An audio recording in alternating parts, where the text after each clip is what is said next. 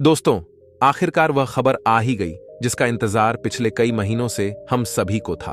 और यकीन मानिए, ये कोई खबर नहीं बल्कि भारत के मिलिट्री सुपर पावर, जी हां, सैन्य महाशक्ति बनने का ये गोल्डन टिकट है जिसे भारत में बहुत ही शानदार तरीके से भुना लिया है। लेकिन क्या है ये गोल्डन टिकट और क्यों? अब तक की इस साल की सबसे बड़ी खुशखबरी भारत के लिए मानी जा रही है। चलिए, दोनों चीजें विस्तार से मैं आपके सामने एक्सपेंड करता हूं। तो दोस्तों, अक्सर मैंने देखा है कि आप में से बहुत से लोग शिकायत करते हैं कि भारत अमेरिका और रूस जैसे हथियार क्यों नहीं बना पाता। अमेरिका की बात करें तो F-22 रैप्टर जैसा 5वीं पीढ़ी का स्टेल्थ लड़ाकू विमान उसने अब से 25-30 साल पहले बना लिया था, जबकि हम आज भी यूरोप के एक देश फ्रांस का राफेल लड़ाकू विमान खरीदकर अपना काम चला रहे हैं। और जहां हम राफेल खरीद रहे हैं, वहीं अमेरिका 5वीं तो छोड़िए, 6ठी पीढ़ी का लड़ाकू विमान FA-XX के निर्माण में लगा पड़ा है। बात करें दूसरे प्रमुख देश की, रूस तो उसने हाइपरसोनिक मिसाइलों को पूरी तरीके से बना लिया है, बल्कि यूक्रेन युद्ध में इस्तेमाल भी कर रहा है। इसके अलावा वह अपना 6ठी पीढ़ी का लड़ाकू विमान MiG-41 बनाने में लगा पड़ा है। इतना ही नहीं, और भी ज्यादा एडवांस हथियार हैं जो यह दोनों देश बना रहे हैं।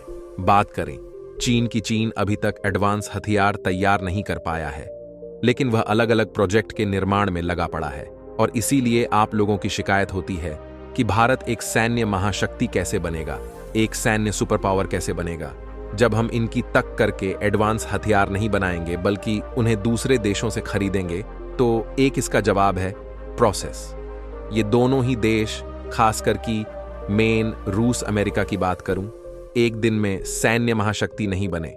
इन्होंने एक प्रोसेस को फॉलो किया, और उस प्रोसेस को समझाने के लिए मैं आपको F-16 का उदाहरण देता हूं। अमेरिका ने अब से करीबन 3 दशक पहले F-16 नाम का लड़ाकू विमान तैयार किया। उस लड़ाकू विमान को उसने तैयार करने के बाद अलग अलग देशों को बेचना शुरू किया, और इतना बेचा कि आज की तारीख में पूरे वर्ल्ड में अब तक जितने भी लड़ाकू विमान बने हैं, उनमें 16 मोस्ट सेलिंग फाइटर जेट है। तो खैर, इन्हें बेचकर अमेरिका ने खूब अरबों डॉलर कमाए। इन दोनों का इस्तेमाल कहां किया उसने? F-22 रैप्टर नाम का एक स्टेल्थ लड़ाकू विमान बनाने का निर्माण कार्य शुरू किया, और जब यह बनकर तैयार हुआ तो अब से 30 साल पहले भी यह दुनिया का नंबर 1 लड़ाकू विमान था। और आज 2024 में भी इसकी टक्कर का कोई भी लड़ाकू विमान इस धरती पर नहीं है। ये वर्ल्ड का मोस्ट एडवांस फाइटर जेट है, और आने वाले कम से कम 5 से लेकर 7 सालों में कोई भी इसकी टक्कर का लड़ाकू विमान नहीं आने वाला। लेकिन अमेरिका यहां नहीं रुकने वाला था। अमेरिका को लगा क्यों ना F-22 से भी ज्यादा एडवांस लड़ाकू विमान बनाया जाए। लेकिन इसके लिए पैसा कहां से आएगा? तो अमेरिका ने फिर से पुराना प्रोसेस फॉलो किया। उन्होंने F-22 का ही एक छोटा भाई बनाया, F-35। इसे बनाने के बाद इसे बेचना शुरू किया, और कितना बेचा आज की तारीख में? अमेरिका 1500 से भी ज्यादा F-35 लड़ाकू विमान बेच चुका है, और इससे जो भी पैसा अमेरिका को मिल रहा है उसे वह लगा रहा है FA-XX प्रोग्राम में। जी हां, यह अमेरिका का 6ठी पीढ़ी का लड़ाकू विमान होगा। F-22 रैप्टर से भी कहीं ज्यादा एडवांस होगा, और इसके बनने के बाद 2050 तक कोई भी अमेरिका को टक्कर देने वाला नहीं होगा।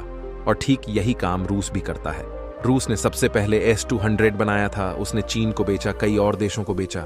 उसे बेचने के बाद जो पैसा मिला, S-300 बनाया, उसने ईरान को बेचा, चीन को बेचा। S-300% से जो पैसा कमाया, उससे बनाया S-400 डिफेंस सिस्टम, उसने चीन को बेचा, भारत को भी बेचा।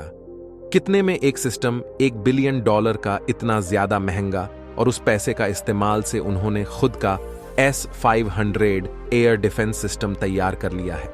यानी कि दुनिया के जितने भी शक्तिशाली देश हैं जो कि सैन्य सुपर पावर कहलाने की हैसियत रखते हैं, ये कभी भी अपने पैसे से हथियार नहीं बनाते। ये दूसरों के पैसों से हथियार बनाते हैं, और दूसरों के पैसों के दम पर सैन्य महाशक्ति बनते हैं। लेकिन आज मैं आपको एक बता रहा हूं, वो इसलिए क्योंकि भारत में भी यह प्रोसेस 3 साल पहले स्टार्ट किया था, और इसका हमें फल भी देखने को मिला। दरअसल 2022 में, यानी कि अब से 1 साल पहले, भारत ने करीब 17,000 करोड़ रुपए के हथियार बेच डाले थे, जो कि $2 बिलियन से भी ज्यादा था। और यह भारतीय इतिहास में आज तक एक साल में बेचे गए सबसे ज्यादा हथियार थे।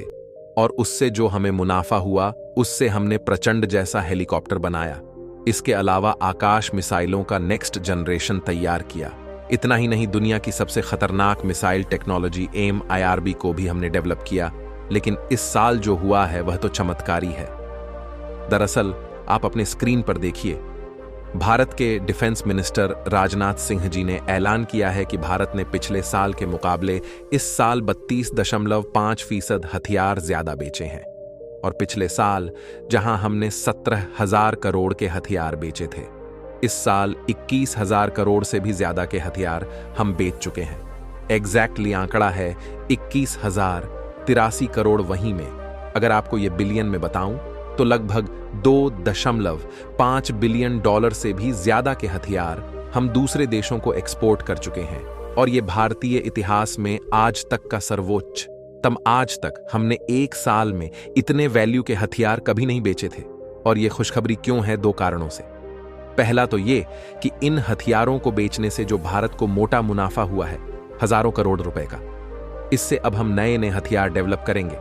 साथ ही जो पुराने हथियार हैं उनका नया वर्जन तैयार करेंगे, उन्हें अपग्रेड करके उन्हें और ज्यादा घातक बनाएंगे। दूसरा कारण यह है कि भारत को अभी और हथियार का एक्सपोर्ट इस साल मिलने वाला है, खासकर कि अर्मेनिया, इंडोनेशिया, सऊदी, UAE जैसे देश है जो इस साल कई बिलियन डॉलर के हथियार भारत से खरीदने जा रहे हैं। यानी कि इस साल 2024 में भारत इतिहास के सारे रिकॉर्ड ध्वस्त करने जा रहा है।